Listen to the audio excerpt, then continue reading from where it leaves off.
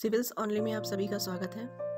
आज हम इस करंट अफेयर सीरीज का पार्ट 23 डिस्कस करने वाले हैं। इसके अलावा जितने भी एस्पिरेंट वनडे एग्जाम या डिफरेंट स्टेट पीसीएस की प्रिपरेशन कर रहे हैं उनके लिए सिविल्स ओनली की तरफ से उत्तराखंड, बिहार पीसीएस और उत्तर प्रदेश पीसीएस के लिए क्रैश कोर्स चलाया जा रहा है। तो आप उन सभी वीडियोज़ को फॉलो कर सकते हैं जिनका लिंक इस डिस्क्रिप्शन बॉक्स में दे दिया गया है। इसके अलावा जो भी इस प्लेटफॉर्म पर न्यू है उन्हें मैं बता दूं कि करंट अफेयर के फ्री पीडीएफ आपको हर हफ्ते के अंत में हमारे वेबसाइट या टेलीग्राम चैनल पर उपलब्ध हो जाते हैं, सो आप वहां जाके डाउनलोड कर सकते हैं। तो चलिए आज का सेशन स्टार्ट करते हैं।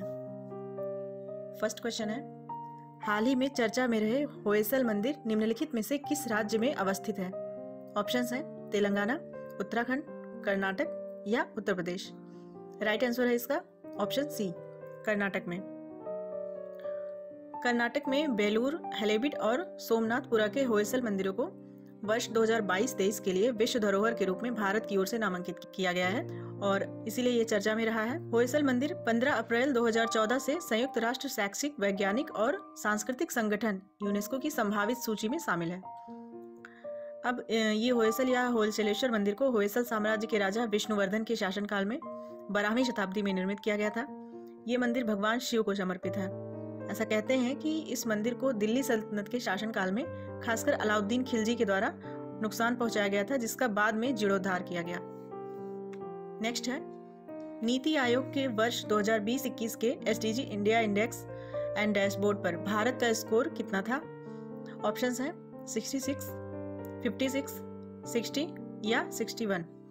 इसका राइट आंसर है ऑप्शन ए, 66 था। अभी हाल ही में जारी हुए नीति आयोग के SDG India index and dashboard पर भारत का स्कोर 2020-21 में 66 हो गया, जो कि 2018-19 में 57 था और 19-20 में 60 था।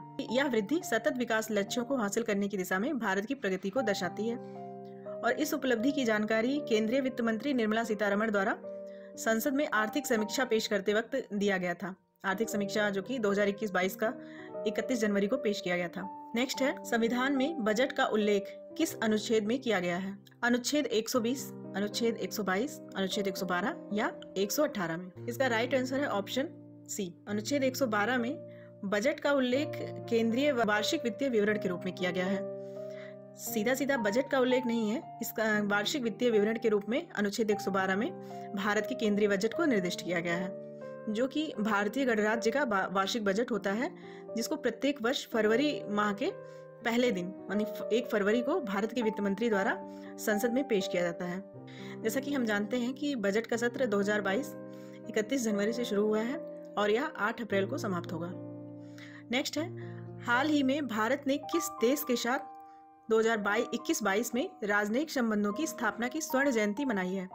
ऑप्शंस है रशिया, संयुक्त अरब अमीरात, बहरीन या फिर मिस्र। इसका राइट आंसर है ऑप्शन सी, बहरीन के साथ। भारत और बहरीन ने हाल ही में राजनयिक संबंधों की स्थापना की अपनी स्वर्ण जयंती मनाई और इस बात पर संतोष भी व्यक्त किया कि यह संबंध विभिन्न क्षेत्रों में लगातार प्रगति पर है, चाहे वह राजनीतिक हो, व्यापार, निवेश के क्षेत्र में हो या फिर ऊर्जा, स्वास्थ्य, सुरक्षा या लोगों के बीच आपसी संपर्क हो। तो भारत और बहरीन के राजनयिक संबंध अच्छी दिशा में जा रहे हैं। नेक्स्ट है, मॉन्ट्रिक्स रिकॉर्ड निम्नलिखित में से किससे संबंधित है? ऑप्शंस हैं ओजोन परत से, आर्द्रभूमि से, कार्बन क्रेडिट से या उपर्युक्त में से कोई नहीं।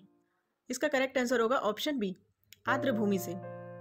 यह क्वेश्चन एनवायरनमेंट और इकोलॉजी से रिलेटेड क्वेश्चन है और यूपीएससी में भी रिपीटेड पूछा जा चुका है, तो आप इस टर्म का कृपया ध्यान रखिए कि मॉन्ट्रिक्स रिकॉर्ड क्या है। तो इस क्वेश्चन का आंसर है ऑप्शन बी, आर्द्रभूमि। मॉन्ट्रिक्स रिकॉर्ड अंतर्राष्ट्रीय महत्व के रामसर आर्द्रभूमि की सूची में शामिल ऐसे आर्द्रभूमि स्थलों का एक रिकॉर्ड होता है जहां तकनीकी विकास, प्रदूषण या अन्य मानवीय हस्तक्षेप के परिणाम स्वरूप पारिस्थितिक से संबंधित परिवर्तन या तो हो चुके हैं या हो रहे हैं या फिर होने की संभावना है। मॉन्ट्रिक्स रिकॉर्ड रामसर कन्वेंशन का ही एक पार्ट है जो 1990 में अस्तित्व में आया था और रामसर कन्वेंशन कब साइन किया गया था? 1971 में। भारत से केवलादेव राष्ट्रीय उद्यान जो कि राजस्थान में है और लोकटक झील जो मणिपुर में अवस्थित है, ये दोनों इस रिकॉर्ड में शामिल हैं। जो इस मॉन्ट्रिक्स रिकॉर्ड की कॉन्ट्रैक्टिंग पार्टीज हैं, उन्हीं की सहमति से किसी स्थल को इस रिकॉर्ड में शामिल किया जाता है या फिर हटाया जा सकता है। जैसे कि भारत की चिल्का लेक जो उड़ीसा में है, इसे 1993 में इसमें शामिल किया गया था और 2002 में इसे हटा दिया गया। तो अभी भारत के 2 ही ऐसे रामसर स्थल हैं जो मॉन्ट्रिक्स रिकॉर्ड में भी शामिल हैं। और आप लोग रामसर स्थल और मॉन्ट्रिक्स रिकॉर्ड में जो शामिल हैं उसमें कंफ्यूज मत होइएगा, क्योंकि भारत में कुल 49 रामसर साइट्स हैं, जबकि मॉन्ट्रिक्स रिकॉर्ड में सिर्फ 2 ही शामिल हैं। और रामसर स्थल पर सिविल्स ओनली की तरफ से एक कंप्लीट वीडियो भी बनाया गया है, जो आप ऊपर आई बटन पर क्लिक करके देख सकते हैं या प्लेलिस्ट में आप देख सकते हैं जाके। तो चलते हैं नेक्स्ट पे। हाल ही में किसने 2021 में राजस्व के मामले में दुनिया का अग्रगणी चिप मेकर बनने की उपलब्धि हासिल की है? ऑप्शंस हैं सैमसंग इलेक्ट्रॉनिक्स, MI, गूगल या इंटेल। इसका करेक्ट आंसर है ऑप्शन ए, सैमसंग इलेक्ट्रॉनिक्स। अनुसंधान firm counter point technology market research द्वारा जारी एक रिपोर्ट के अनुसार दक्षिण कोरियाई इलेक्ट्रॉनिक्स विनिर्माण कंपनी सैमसंग इलेक्ट्रॉनिक्स 2021 में राजस्व के मामले में अमेरिकी चिप मेकर इंटेल को पीछे छोड़ते हुए दुनिया का अग्रगणी चिप मेकर बन गया है। नेक्स्ट है, कौन सा देश नव वर्ष को बसंत उत्सव के रूप में मनाता है? ऑप्शंस है स्विट्जरलैंड, बांग्लादेश, पाकिस्तान या चाइना। इसका राइट आंसर है ऑप्शन डी, चाइना। चीन अपने नव वर्ष को बसंत उत्सव के रूप में मनाता है।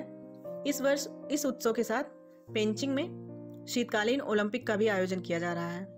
यह महोत्सव हर वर्ष चीनी राशि चक्र से संबंधित 12 जानवरों में से एक के साथ जुड़ा होता है और वर्ष 2022 को ईयर ऑफ द टाइगर कहा गया है।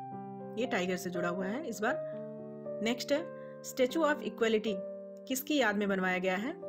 ऑप्शंस हैं रामानुजाचार्य, कबीर, रामलिंगम या रहीम।